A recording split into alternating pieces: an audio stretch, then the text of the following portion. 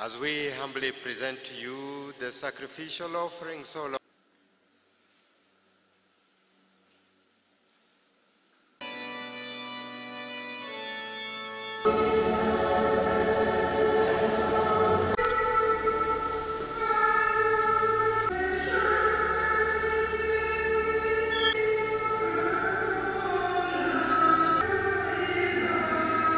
on Monday, before you went to be with the Lord, you held my hand and said to me, "Nobody will ever separate us."